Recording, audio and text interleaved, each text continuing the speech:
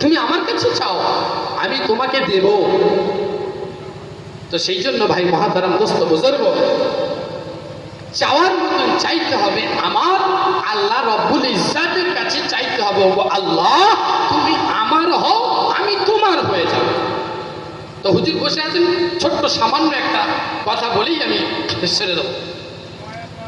তো একদিন বাদশা তিনি বলছেন, হঠাৎ করে বলছেন, হে আমার সমস্ত প্রজারা তোমরা শুনে রেখে দাও, আমার যত ধন দৌলত টাকা পয়সা অর্থ জায়গা জমি যা কিছু আছে তোমরা যে যেটা পারবে সেটা নিয়ে নাও। তো কেউ রাজা বাদশার অর্থ নিয়েছে, টাকা পয়সা, কেউ জায়গা জমি দখল করছে, কেউ রাজপ্রাসাদ দখল করছে, কেউ রাজার ঘোড়া দখল করছে, আসবাবপত্র দখল করছে। একজন ব্যক্তি ছিলেন ওখানে, তিনি বললেন যে আমি রাজা মশাইকেই চাই। কাকে চাই? আমি রাজা মশাইকে চাই। তো সবাই বলছে, আরে তুমি কি পাগল? তুমি রাজাকেই চাও? তোমার নিজের খাওয়া হয় না, তোমার নিজের চলে না, তুমি রাজাকেই চাও? বলছে, হ্যাঁ আমি রাজাকে চাই। তা বলছে, তোমার রাজাকে চাওয়ার উদ্দেশ্যটা কি আমরা কি জানতে পারি?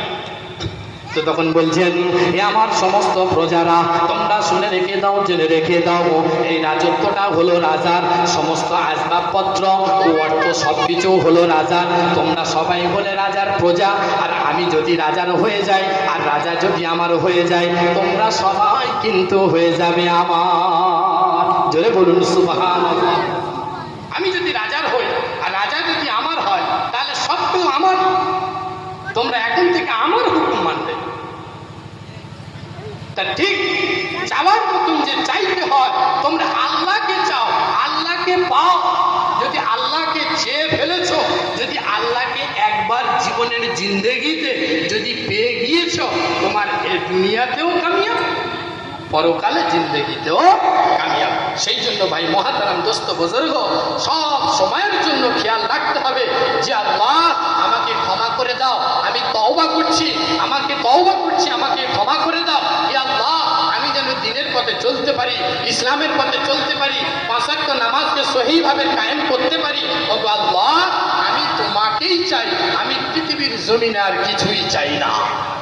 যদি এইটা চাওয়ার মতন সর্বদা সবসময় যদি চাইতে থাকি, তাহলে আল্লাহ যদি আমার আপনার হয়ে যায়, তাহলে দুনিয়াতে আর কারোর কোনো কিছুর ক্ষমতা নাই যে তোমার উপরে কোনো এ দুনিয়ার ওই দুনিয়া কোনো প্রবলেম হবে।